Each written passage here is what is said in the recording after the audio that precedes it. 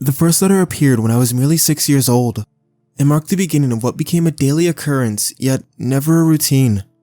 Every morning, I found it laying on the doorstep of my home, neatly folded and always unmarked. The paper was thick and yellow, as if aged, and the handwriting was precise and elegant. Inside, the poem, inked in a way that shimmered in the morning sun, described the day ahead of me. In that initial letter, the poem spoke of simple, childhood joys. The rhymes predicted a day filled with games, laughter, and unexpected surprises. Looking back, it seems to me that the first letter was kind of an introduction, a gentle start to the bond that would develop between me and this mysterious sender. As I grew, the letters became more complex, describing not just joyful moments, but also warning of difficulties. One day, at the age of 10, a poem warned me about a tough decision I had to make at school. Thanks to it, I was prepared and avoided a conflict that could have had unpleasant consequences. There were also letters predicting minor accidents, like falling off a bike or losing something important, allowing me to prevent them. These letters were like a compass, guiding me through my life. They never detailed the day exactly, rather they painted a picture of possibilities, giving me hints on how to behave or what to avoid. Some of them were more enigmatic, prompting me to ponder more deeply about what the day might bring. By the age of 18, these letters had begun to describe more significant life events, such as meeting a person who became my best friend, or deciding on a field of study.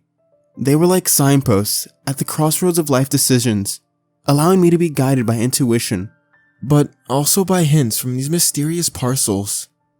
These letters accompanied me over the years, becoming an integral part of my daily life. I didn't know their sender, but I felt a strange bond, as if someone was watching over my life from a perspective I couldn't see myself.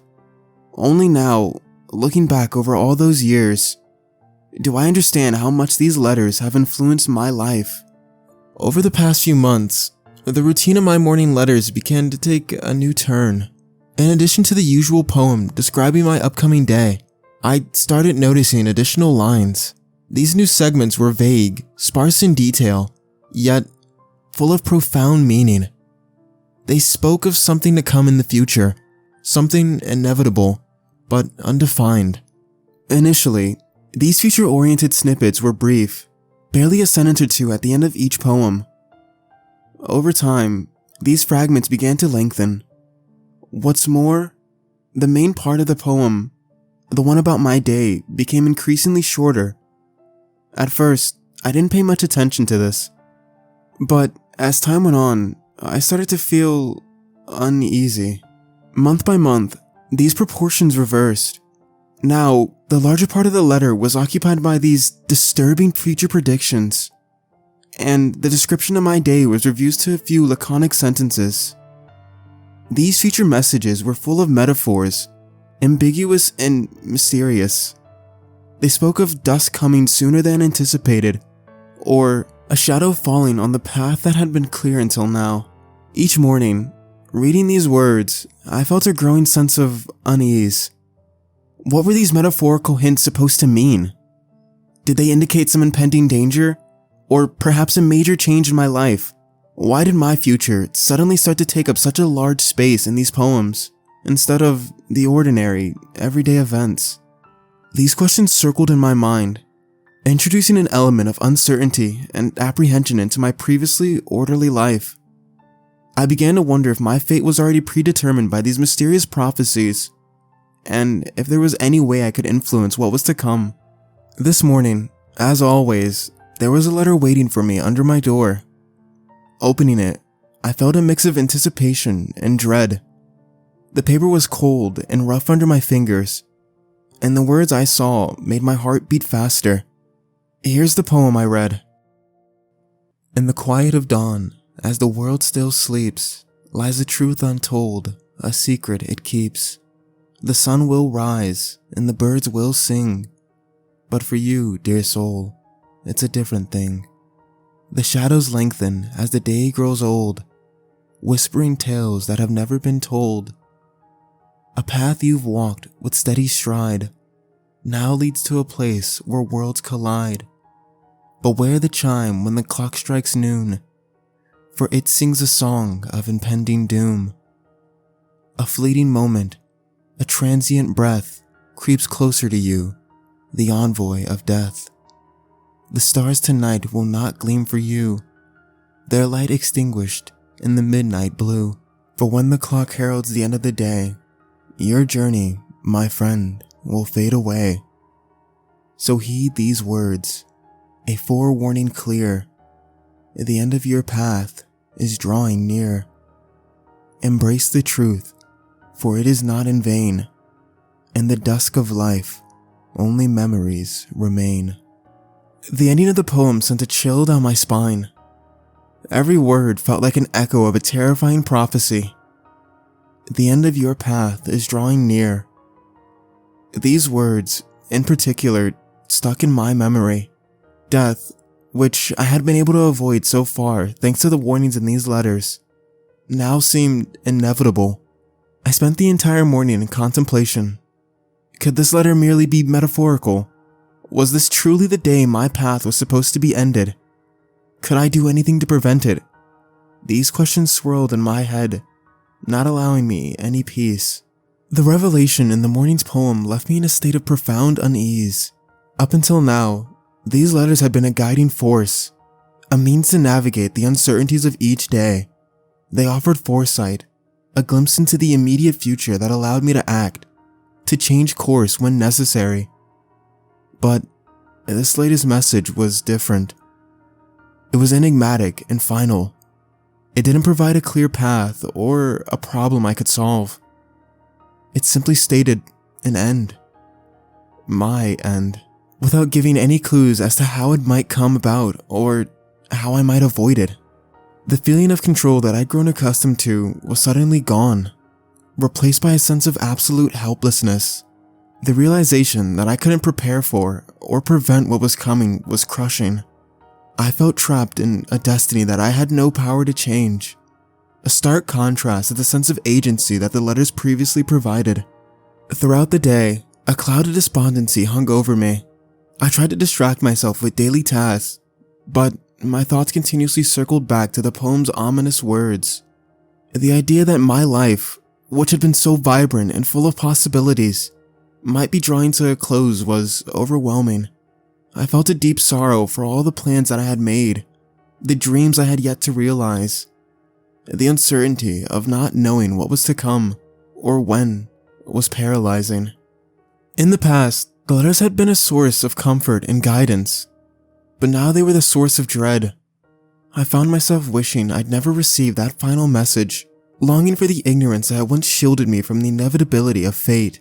I was left with a profound sense of melancholy, a heavy weight on my heart that I couldn't shake off. The joy and curiosity that the letters once inspired had been replaced with fear and resignation, a somber realization of the fragile nature of life in the inexorable march of time. In the midst of my emotional turmoil, a peculiar sight caught my eye, another letter laying on the floor beneath my door. This was unprecedented. Never before had I received more than one letter in a day.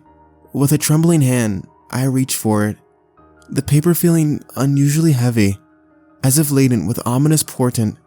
I unfolded it to reveal another poem, its words immediately sending a shiver down my spine. Here is the poem that lay before me. As twilight's veil descends on thee, a whisper stirs the silent tree. The journey's end, it calls your name, a final dance, a dying flame. Closer now, the shadows creep, stealing light as darkness seeps. A quiet footstep, a fleeting sigh. Death's embrace is drawing nigh.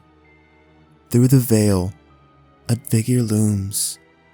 Its presence fills the empty rooms. With each tick of the clock, it nears, feeding on your deepest fears. The end, it comes, not with a roar, but a silent step outside your door. Accept the fate that comes to be, for in its grasp, you'll soon be free. The realization that death was not just an abstract concept in a distant future, but a tangible presence drawing nearer with every passing moment, was overwhelming. The notion of a figure, a physical embodiment of death, approaching me, filled me with a sense of dread unlike any I had experienced before. The finality of the words, "For in its grasp you'll soon be free," echoed in my mind. It was a chilling reminder of the inevitability of my fate. I found myself glancing nervously around, half expecting to see a shadowy figure lurking in the corners of my room. For the first time, the letters that had once been a source of guidance and insight felt like a curse. I was gripped by a sense of impending doom, a feeling that my time was running out and there was nothing I could do to stop it. The letters had always provided me a sense of control over my destiny, but now they seemed to mock me with their foreboding predictions. As the day turned to night, the weight of the poem's words bore heavily upon me. Every creak of the house, every rustle of the wind against the windows, seemed to herald the arrival of the inevitable. The anticipation of death's approach was as torturous as the event itself, leaving me in a state of paralyzing fear and despair, overwhelmed by the crushing weight of the poem's predictions and the encroaching shadow of my own demise. I found myself grasping for connections in my final hours. In a state of emotional collapse, I reached out to my friends and family, desperate to hear their voices, to feel their presence in what I believed were my last moments. I called my friends first, my voice trembling as I tried to explain the bizarre and terrifying situation. I recounted the daily poems and their eerie accuracy, and how today's letter had foretold my end. There was silence on the other end of the line, a mix of confusion and concern. They offered words of comfort, suggesting rational explanations and urging me to calm down, but their words felt hollow against the uncertainty of the letter's predictions. The most difficult call was to my parents. When they answered, I could barely speak through my tears. I reminded them about the letters, how for years they had guided me and warned me, and how now they had pronounced my impending doom. There was a heavy pause as they processed my words. Then, in a voice filled with worry and urgency, they told me they were coming there as fast as they could. They insisted that I wasn't alone, that they would be there for me, no matter what. Their determination provided a small glimmer of comfort, but it was overshadowed by the sense of finality that the letter had instilled in me. As I hung up the phone, I felt a profound sense of farewell. The conversation had an air of closure, a finality that was both comforting and heart-wrenching. I sat there, surrounded by the silent echoes of my goodbyes, waiting for my parents to arrive, waiting for the inevitable as the night deepened around me.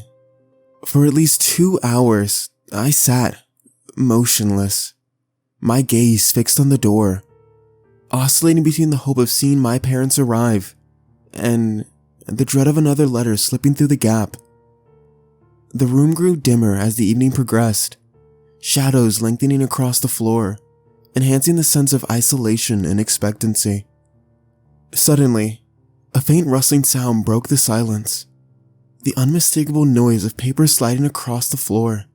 My heart skipped a beat as I saw the corner of the new letter emerging from beneath the door.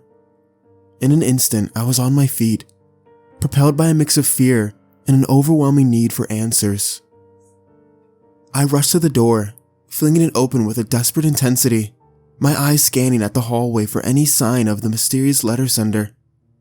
The corridor was empty, the usual sounds of the building eerily absent. I stepped out, looking left and right, my breath coming in short, sharp gasps. But there was no one. Whoever had been delivering these ominous messages had vanished without a trace, as if they were never there. Disheartened and filled with a growing sense of unease, I slowly closed the door and returned to the room. The letter lay there, innocuous yet laden with foreboding, a silent testament to the hand that had guided and haunted me for years. I picked it up, feeling the weight of the paper yet hesitant to open it. What more could it say? What further revelation or doom could it possibly hold? As I stood there, holding the unopened letter, the room felt oppressively quiet. The ticking of the clock unnaturally loud, marking the passage of time towards an unknown end. The urge to read the letter battled with the fear of what it might reveal, leaving me suspended in a moment of profound apprehension and uncertainty. With a surge of aggression fueled by fear and frustration, I tore the envelope into shreds, a symbolic defiance against the fate it purported to bring. The poem inside lay bare, its words stark and unyielding. A final declaration of the inevitable. Here's the poem that confronted me. When the clock's hands align in midnight's embrace, a shadow will fall, leaving barely a trace. As darkness envelops the land in its might, a soul shall depart with its fading of light. The midnight hour, with its silent toll, marks the end of a journey, a departing soul. No more shall the sun rise for some eyes to see. As the stroke of 12, a spirit shall be free. The shadows whisper, an end is nigh. In the heart of the night, under the starless sky, a final chapter, written in the stars above, concludes tonight in a world devoid of love. So wait for the chime, the final bells ring, as time delivers its last unyielding sting. Embrace the night, let go of your fear, for in the embrace of death, all becomes clear. Reading these lines, a cold dread settled over me.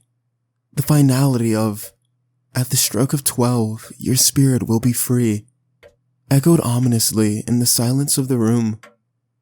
The clock on the wall seemed louder now, each tick a somber reminder of the fleeting nature of time. The poem's reference to midnight was stark and unequivocal. There were no riddles to solve, no ambiguity, just a clear, unalterable deadline. The thought of my existence being snuffed out like a candle flame at an arbitrary strike of a clock was both terrifying and surreal. As the night deepened, the impending hour grew heavier.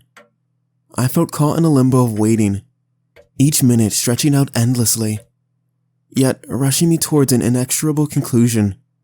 The certainty and specificity of the midnight hour filled me with a sense of helplessness. A pawn in a game whose rules I never understood. The silence of the night was a stark contrast to the turmoil within me, a quiet stage set for the final act of my life. The room felt increasingly oppressive, the shadows stretching across the walls as if stretching out to me. I could almost feel the weight of time pressing down, a physical force drawing me inexorably closer to the fateful moment. My body was racked with shivers, a cold dread seeping into my bones. I tried to steady my breathing, but it came in short, ragged gasps, betraying my attempts to calm. As the clock's hands inched closer to 12, my heart pounded against my chest, a relentless drum echoing the ticking of the clock. The seconds seemed to stretch and wrap, time itself bending under the gravity of the impending moment. I found myself counting the ticks, each one a step closer to the unknown. Then, in those last few seconds before midnight, a paralyzing fear took hold. I squeezed my eyes shut, an instinctive reaction to shield myself from what was to come. The room fell eerily silent. The ticking of the clock, now a distant sound, as if time itself was holding its breath. The chime of midnight shattered the silence, but it was quickly overshadowed by the shrill ring of my phone. My heart leapt into my throat as I scrambled to answer it, my hands shaking uncontrollably. The voice greeted me was broken, laden with sorrow. It was my father. His words coming through in sobs and gasps. He told me about the accident, the devastating crash that had torn my mother away from us. His voice cracked as he uttered the unbearable truth. She was gone. As I listened, numb and disbelieving, the prophecy of the letters became painfully clear. It wasn't my physical death they had foretold, but the death of part of my soul. The world around me seemed to fall away, leaving me in a void of grief and shock. The realization hit me like a physical blow. A profound sense of loss engulfed my entire being. In that moment, at the exact stroke of midnight, something inside me did indeed die. The loss of my mother was a chasm that swallowed the light, the joy, and the warmth of my world. The prophecy had fulfilled itself, not through my demise, but through a loss that was equally shattering. The room felt colder, emptier, as if her passing had altered the very fabric of my reality. The night's silence returned, heavier and more oppressive than before, filled with sorrow, as deep and as endless as the darkness itself.